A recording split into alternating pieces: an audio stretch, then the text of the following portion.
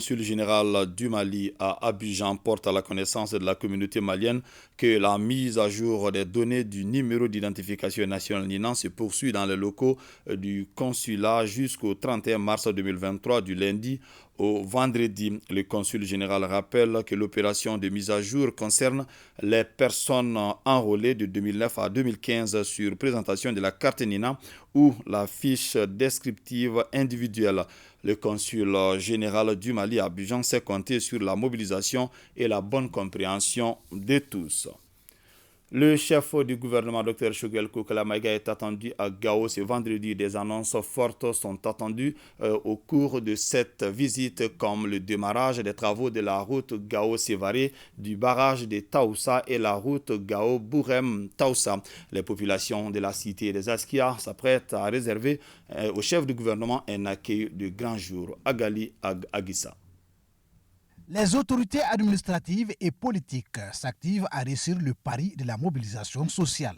Les rencontres se multiplient au gouvernorat, le quartier général de la commission d'organisation. Le chef de l'exécutif régional invite la population à réserver un accueil chaleureux au Premier ministre, qui est d'ailleurs un natif de la région. Je demande à toutes les populations d'Al-Mousrad, d'Ansongo, de Bourem et de Gao de sortir massivement dans la joie et dans l'allégresse pour recevoir son excellent monsieur le Premier ministre qui va faire un séjour de 4 jours dans notre région, chose qui est très rare.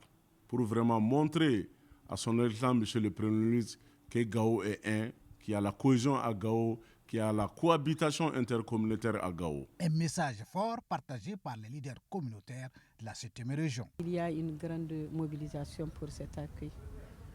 Parce que c'est un parent, c'est un frère qui est venu dans la cité des Escas. Déjà, nous sommes quand même motivés, mobilisés. Et au niveau de nos radios et autres, là aussi, nous avons passé le message pour que tout le monde puisse sortir pour accueillir notre Premier ministre. Le monde scolaire ne restera pas en marge de la fête, nous rassure le premier responsable du système éducatif à Gao. Toutes les dispositions sont prises au niveau de toutes les écoles, excepté les tout petits. En tout cas, les préparatifs vont bon train. Déjà, les sites qui devront abriter les différentes cérémonies et la principale rue reliant l'aéroport à la ville de Gao commencent à faire peau neuve. Certaines délégations dépêchées pour la circonstance sont déjà sur place pour constater. Nous sortons d'une réunion où nous sommes très contents.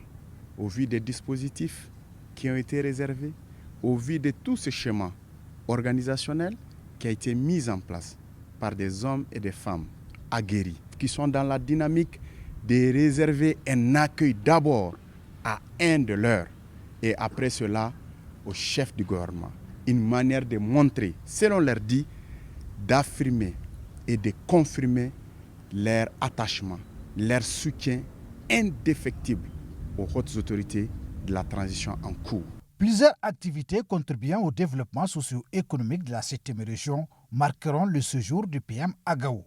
Des rencontres avec la société civile, les acteurs de l'administration, des annonces de la reprise des travaux de la route Gao-Sévaré, du barrage de Taoussa, la route Gao-Bourem-Taoussa, des remises des vivres et matériels agricoles, des séances de prière et bénédiction pour le Mali au programme de cette visite du chef du gouvernement.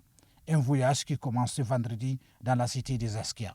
Le Premier ministre, le Dr Choguel Kokala Maïga, est également attendu dans les villes d'Ansongo et Bourem.